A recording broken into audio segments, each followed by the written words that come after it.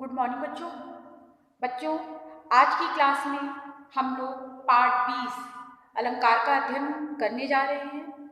बच्चों, इसके पहले आपको जो कुछ भी पढ़ाया जा चुका है आप उसकी तैयारी, उस पार्ट को अच्छे से रीड करिए, क्योंकि अब एग्ज़ाम के समय आपके बहुत पास आ रहे हैं। तो आप अपनी पढ़ाई को लगातार जारी रखिए, जैसे आपके ऊपर ज़्यादा बर्डन एक साथ ना हो। आज की क्लास में हम लोग पार्ट 20 का अध्ययन करने जा रहे हैं। पार्ट 20 आपका अलंकार है और ये आपका हिंदी 1 का अंतिम पार्ट है। इसके बाद हम लोग शब्द भेद जानेंगे। शब्द भेद जिसमें आपका पर्यायवाची, विलोम, अनेकार्थक, एकार्थक, और ये आपके पास सिलेबस में स्वयं भी दिया गया है, तो आप सिलेबस देखिए और जितने शब्द दिए गए हैं बच्चों उतने शब्दों को आप याद करें। इनके अभ्यास प्रश्नों को आपको अभी नहीं करना है, जो भी शब्द भेद है उनकी बात मैं कर रही हूँ। और सबसे पहले तो ये जब मैं शब्द भेद पढ़ाऊंगी तो मैं ये चीज़ बताऊंगी, अभी सिर्फ आपका काम इतना ही है कि जिनके पाठ तैयार हो गए हैं वो शब्द भेद सिलेबस आपके पास है, स्वयं सिलेबस देखें। सिलेबस देखने के बाद जो भी टॉपिक जितना जितना दिया गया है उसे आप याद करें थर्ड टर्म के अनुसार। और उसके बाद इस पार्ट के बाद पार्ट 20 के बाद हम लोग शब्द भेद पर ही चर्चा करेंगे। तो समय नहीं बर्बाद करते हैं बच्चों, चलते हैं पाठ की तरफ। आपका पाठ है पाठ 20 अलंकार। अलंकार का अर्थ होता है बच्चों आभूषण। इसे हम आभूषण भी कहते हैं। आभूषण का मतलब होता है गहना। आभूषण का मतलब होता है गहना, जैसे कान में, नाक में, गले में, हाथ में, ये जो सारी चीज पहनी जाती है ये आभूषण है। और आभूषण हम क्यों पहनते हैं? अपने आप को सुंदर दिखाने के लिए। तो आभूषण जो है हमारे शरीर की शोभा को बढ़ाता है। अगर हम कान में, गले में, हाथ में, नाक में पहनेंगे तो जाहिर सी बात है हम सुंदर दिखेंगे। तो आभूषण जो है शरीर की शोभा बढ़ाता है, पर वहीं पर जब अलंकार की बात करते हैं, अलंकार में जो आभूषण है वो कविता की शोभा को बढ़ाते हैं। कविता की शोभा यानी कविता के सौंदर्य को बढ़ाते हैं। तो अलंकार का अर्थ है आभूषण और आभूषण का अर्थ होता है गहना, ठीक। पर जब यही आभूषण की बात हम हिंदी में अलंकार के लिए करते हैं तो ये अलंकार का प्रयोग जो है कविता के सौंदर्य को बढ़ाने के लिए होता है। इसके प्रयोग से हमारी जो है कविता में जो है चमत्कार सा उत्पन्न होता है। आप देखिए, आपकी पुस्तक में से अंडरलाइन भी कर लीजिए कि अलंकार का अर्थ है आभूषण। बहुत अच्छी लाइन है। और अगर आपसे कोई पूछे कि अलंकार क्या है तो अलंकार का मतलब होता है आभूषण। आभूषण का प्रयोग शरीर की शोभा बढ़ाने के लिए किया जाता है, पर और उसके साथ ही पर अलंकारों का प्रयोग जो है कविता की शोभा को बढ़ाने के लिए किया जाता है, जैसे कि आपको पहले भी बताया जा चुका है। अलंकारों के प्रयोग से कविता की शोभा तो बढ़ती ही है, साथ में कविता में सौंदर्य भी उत्पन्न हो जाता है। ये लाइन आपके पुस्तक में लिखी है गई है, आप इसे पढ़िएगा। अब किस तरीके का सौंदर्य उत्पन्न होता है देखिए, जैसे कोमल कलाप कोकिल कमनीय कूकती थी। यहाँ पे जो है आप देखिए क वर्ड की आवृत्ति बार बार हुई है। मतलब आप देखिए, जैसे कोमल में क आया, कलाप में क आया, कोकिल में क आया, कमनीय में क आया, कुकती में क आया। पर यहाँ पे देखिए क वर्ड की आवृत्ति बार बार की गई है। इससे कवि की उक्त में चमत्कार उत्पन्न हो गया। जैसे मान लीजिए यहाँ पे एक दूसरा उदाहरण है, जैसे तरन, तरनी तनुजा, तरनी तनुजा तट, तरनी तनुजा तट तमाम, तरुवर बहु छाए, तरुवर बहु छाए। तो अब आप यहाँ पे देखिए बच्चों, यहाँ पे त वर्ड की आवृत्ति बार बार हुई है और इस त वर्ड की आवृत्ति होने से कविता में सौंदर्य या चमत्कार उत्पन्न हुआ है। इसकी परिभाषा को अंडरलाइन करिए। काव्य के सौंदर्य में वृद्धि, काव्य के सौंदर्य में वृद्धि में सहायक साधनों को अलंकार कहते हैं। काव्य के सौंदर्य में, सौंदर्य मतलब उसकी सुंदरता में वृद्धि मतलब बढ़ावा देने के लिए जिन साधनों का प्रयोग होता है उन्हें हम अलंकार कहते हैं। अलंकार के भी बच्चों दो भेद है, दो भेद होते हैं अलंकार के, ध्यान दीजिए। शब्दालंकार, शब्दालंकार और अर्थालंकार। आप इसे याद रखिएगा, किसके कितने भेद होते हैं और कितने उपभेद होते हैं। आप इस पे विशेष ध्यान दीजिएगा, हर पाठ में किसके कितने भेद हैं और किसके कितने उपभेद हैं। आपके एग्जाम में किसी भी तरीके से इस पे प्रश्न बना के पूछा जा सकता है, चाहे वो सही गलत का हो या फिर खाली जगह भरो, इस तरह के प्रश्न बना के पूछे जा सकते हैं। परिभाषाओं को आपको समझते हुए पढ़ना है कि अगर परिभाषाओं को लेकर जैसे एक शब्द में उत्तर पूछा जाए या फिर सही गलत के प्रश्न हो या फिर खाली जगह भरो हो, तो जब आप उसे समझते हुए पढ़ेंगे तो आप आसानी से प्रश्न किसी भी तरीके का बना हो, आप आसानी से उसके उत्तर को दे सकते हैं।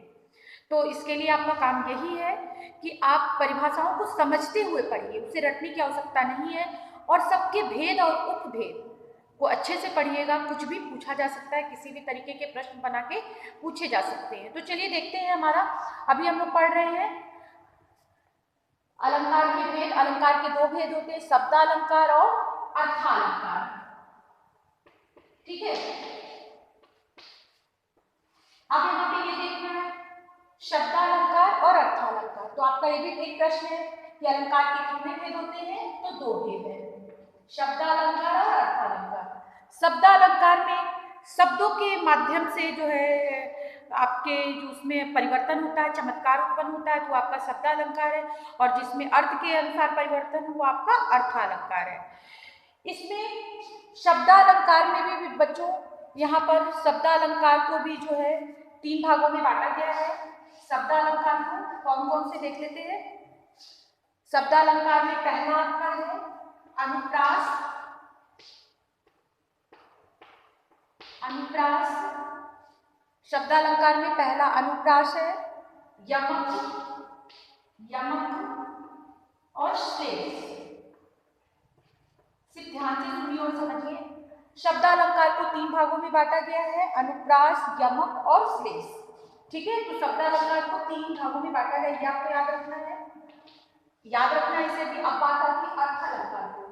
अर्थालंकार को बच्चों चार भागों में बांटा गया है।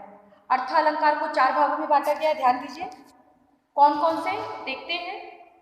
उपमा, उपमा, दूसरा है रूपक, उपमा, रूपक, उत्प्रेक्षा, और अंतिम है आपका चौथा अतिशयोक्ति।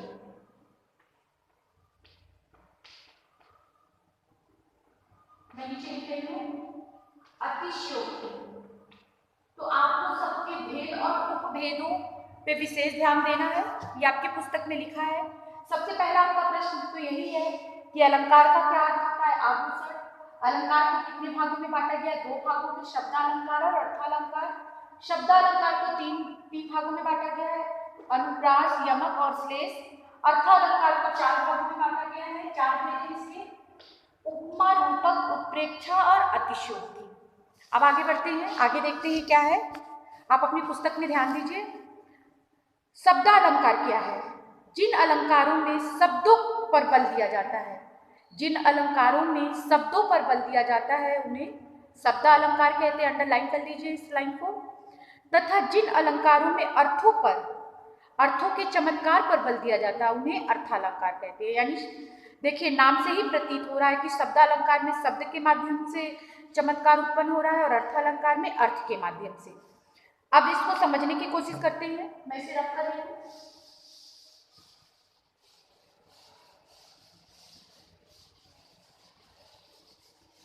देखिए बच्चों, सबसे पहले है हम बात कर रहे हैं शब्दालंकार की। शब्दालंकार में शब्द के माध्यम से परिवर्तन होता है, ठीक है, शब्दों के चमत्कार पर बल दिया जाता है, तो वो आपका शब्दालंकार होता है।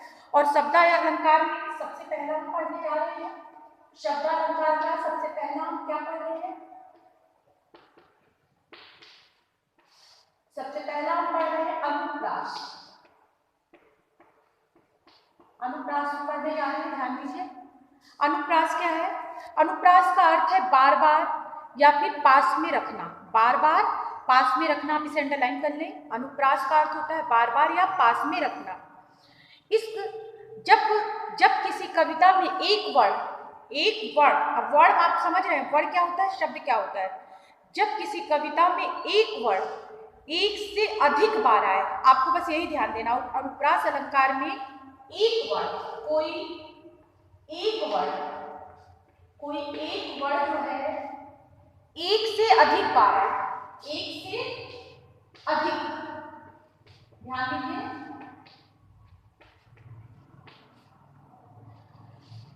जब एक वर्ण एक से अधिक बार आए, ठीक है, तो वहां पे आपका होता है अनुप्रास अलंकार। जैसे आप यहाँ पे आपने सुना होगा, चारु चंद्र की चंचल किरणें खेल रही जलथल में, तो यहाँ पे चारु में भी चा आया, चंद्र में भी चा आया, चंचल में भी चा आया। तो यहाँ पे आप देखेंगे च वर्ण की आवृत्ति बार बार हुई। या फिर आप यहाँ पे है कोमल कलाप कोकिल कमनीय कूकती थी, यहाँ पे क वर्ण की आवृत्ति बार बार हुई है। तो कहने का तात्पर्य है कि जहाँ पे एक वर्ण एक से अधिक बार आता है वो आपका होता है अनुप्रास अलंकार। जैसे देखिए, कहने लगे मोहन मैया मैया, तो यहाँ पे मैया मैया दो बार आया है। तो जब कोई शब्द जब कोई वर्ण एक से अधिक बार आता है तो वहाँ पे अनुप्रास अलंकार होता है, आपको ये याद रखना है। यमक अलंकार, जब किसी एक शब्द का, अब यहाँ पे शब्द की बात हो रही है, जब किसी एक शब्द का एक से अधिक बार प्रयोग हो, जब किसी एक शब्द का एक से अधिक बार प्रयोग हो तथा प्रत्येक स्थान पर उसके अर्थ में अंतर हो, प्रत्येक स्थान पर उसके अर्थ में अंतर हो, तो वहाँ पे यमक अलंकार होता है। ध्यान दीजिएगा, अभी बात हम वर्ण की कर रहे थे, एक वर्ण एक से अधिक बार आए तो अनुप्रास था। जब हम यमक की बात करते हैं, यमक यहाँ पे एक शब्द है, क्या है, एक शब्द। जब एक शब्द एक से अधिक बार प्रयोग हो, मतलब प्रयोग हो या एक से अधिक बार आए और प्रत्येक स्थान पे उसका अर्थ भी अलग अलग हो, ठीक है। जब एक शब्द, ध्यान दीजिए, जब एक शब्द एक से अधिक बार आए, एक या एक से अधिक बार आए और उसका अर्थ भी अलग अलग हो, तो वहां पे होता है यमक अलंकार। उदाहरण से समझिए, देखिए, कनक कनक ते 100 गुनी माँ दत्ता अधिकाए, या खाए बौराए जग व पाए बौराए। तो यहाँ पे देखिए बच्चों, पहले कनक का अर्थ होता है सोना और दूसरे कनक का अर्थ होता है धतूरा, ठीक है। धतूरा का मतलब यहाँ जहर से है और एक कनक का मतलब सोना, सोना से आप भली भांति परिचित है। कनक कनक ते 100 गुनी मतलब माँ दत्ता अधिकाए, या खाए बौराए या पाए बौराए, मतलब अगर हमें आवश्यकता से अधिक सोना मिल जाए तो भी हम बौरा जाएंगे, हमारा दिमाग खराब हो जाएगा। या फिर अगर हम जो है देखिए, कनक कनक, और अगर हमने धतूरा खा लिया, धतूरा ऐसे भांग को कहते हैं, तो उसको खाने के बाद भी हम बौरा जाएंगे। या सोना मिलने से हमारा जो है मानसिक संतुलन जो है बिगड़ गया, या फिर धतूरा खा लिया हमने तो उससे भी हमारा मानसिक संतुलन बिगड़ गया। तो यहाँ पे कवि यही समझाना चाह रहे हैं कि कनक कनक ते 100 गुनी माँ दत्ता अधिकाए, या खाए बौराए या पाए बौराए, कि सोना मिलने के बाद भी हम खुशी के मारे अपने आप में नहीं रहते, और उसी तरीके से धतूरा खाने के बाद भी हम अपने आप में नहीं रहते। या फिर सजना है मुझे सजना के लिए, या यहाँ पे कहा गया है कि मुझे सजना है, किस लिए सजना है। एक तो सजना सिंगार को कहा गया है और एक सजना जो है साजन को कहा गया है, यानी पति को कहा गया है, नायक को कहा गया है। सजना है तो यहाँ पे आप देखिए शब्द एक ही है पर उसके अर्थ अलग अलग है, अलग अलग स्थान पे अलग अलग अर्थ है। सजना है, सजने के लिए कहा गया, सिंगार को कहा गया है, ठीक है। और सजना एक पति को कहा गया है, नायक को कहा गया है, ठीक है। सजना है मुझे सजना के लिए। या फिर आप एक उदाहरण और दे सकते हैं, जैसे 3 बेर खाती थी वे 3 बेर खाती है। तो यहाँ पे देखिए, जैसे अगर मैं यहाँ पे लिखूं 3 बेर, तो बेर को आप जानते होंगे, 3 बेर और दोबारा आ जाए 3 बेर, ध्यान दीजिएगा। अब देखिए शब्द एक से अधिक बार है और उसका अर्थ भी अलग अलग है। 3 बेर मतलब 3 बेर, ठीक, 3 बेर खाती थी, मतलब बेर आपने देखा है, बेर जो छोटा छोटा हरे रंग का होता है, कि वो 3 बेर खाती थी, या फिर 3 बार खाती थी। 3 बेर खाती थी या 3 बेर खाती थी, मतलब या तो 3 बार वो खाती थी या फिर सिर्फ 3 बेर ही खाती थी। ठीक है, 3 बेर खाती थी, वो 3 बेर खाती है, कि मतलब यहाँ पे वो 3 बेर खाती थी या फिर 3 बार वो खाती है। तो यहाँ पे भी आप देखिए जो है शब्दों का जो है चमत्कार हुआ है। उसी तरीके से अब यहाँ पे देखिए, पहले तो हम इस पे आते हैं, कनक कनक ते 100 गुनी माँ दत्ता अधिकाय, या खाए बौराए या पाए बौराए। तो यहाँ पे देखिए, जहाँ ये तो उदाहरण में सजना वाला और 3 बेर, ये मैंने आपको ऐसे समझाया है, पर आपकी पुस्तक में जो है आप वो देखिए, जहाँ कनक शब्द 2 बार प्रयोग हुआ है, परंतु दोनों का अर्थ अलग है। पहले कनक का अर्थ है सोना और दूसरे का अर्थ होता है धतूरा। धतूरा का मतलब भांग से होता है। श्लेष अलंकार देखते हैं, जहां एक शब्द का प्रयोग एक ही बार हो, एक शब्द का प्रयोग एक ही बार हो परंतु उसका अर्थ एक से अधिक हो, वहां पे श्लेष अलंकार होता है। एक शब्द का प्रयोग एक ही बार हो, श्लेष की बात कर रहे हो बच्चों, श्लेष। यहाँ पे एक शब्द जो है, एक शब्द एक बार आए पर उसके अर्थ अलग अलग हो। जैसे देखिए, जहां एक शब्द का प्रयोग एक ही बार हो परंतु उनके अर्थ एक से अधिक हो, वहां पे श्लेष अलंकार होता है। अब आप यहाँ पे देखिए, आपका उदाहरण दिया गया है, रहीमन पानी राखिए बिन पानी सब सून, पानी गए न उबरे मोती मानुष चून। यहाँ पे पानी शब्द के 3 अर्थ हैं। पानी के अर्थ में चमक, मनुष्य के अर्थ में सम्मान और चूने के अर्थ में जल। तो यहाँ पे शब्द एक ही है हमारा पानी, पर उसके अर्थ अलग अलग हैं। तो ये आपका होता है श्लेष अलंकार। या फिर आप यहाँ पे ये भी एक उदाहरण दे सकते हैं, मधुवन की छाती को देखो सूखी कितनी इसकी कलियां। तो यहाँ पे देखिए, फूल, कलियां का मतलब है यहाँ पे फूल खिलने की पहले की अवस्था या फिर यौवन के पहले की अवस्था। मतलब फूल जब नहीं खिला होता है तो वो कली होता है। तो यहाँ पे कलियों का अर्थ है कि फूल खिलने के पहले की अवस्था या फिर यौवन से पहले की अवस्था। यौवन मतलब जब हम जवान होते हैं उसके पहले की अवस्था। ठीक है, तो यहाँ पे कलियां सब देखी है पर इसके अर्थ अलग अलग है। एक फूल खिलने से पहले की अवस्था और एक फूल खिलने के बाद की अवस्था। तो बच्चों, ये था आपका शब्द अलंकार का अनुप्रास, यमक और श्लेष। अगली क्लास में हम लोग फिर मिलेंगे बच्चों, और अर्थ अलंकार के जो है उपमा, रूपक, उत्प्रेक्षा और अतिशयोक्ति, इस पे चर्चा करेंगे। आज के लिए इतना ही। इस पाठ को आप स्वयं पढ़िएगा, और अर्थ अलंकार क्या है और अलंकार के शब्द अलंकार के कितने भेद हैं, इसे आप अच्छे से पढ़कर तैयार करिएगा। अगली क्लास में हम लोग फिर मिलते हैं। थैंक यू बच्चों।